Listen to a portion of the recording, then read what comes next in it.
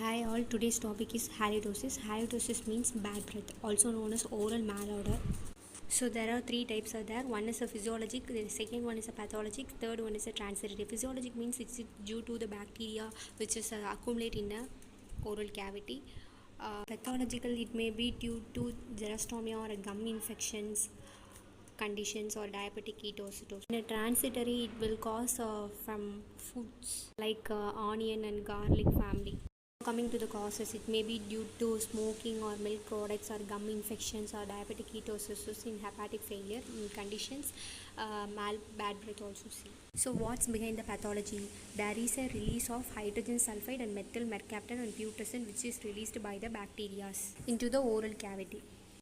So coming to how to diagnose this by using the halimetry, and also dental floss also used in the interdental area and have to smell it. In a halimetry, if the concentration is above 75 pp, it indicates a bad breath, and also white surface of the tongue indicates halitosis. To the management, you have to use xylitol rich gums or tongue cleaning or treat the underlying cause. Thank you for watching.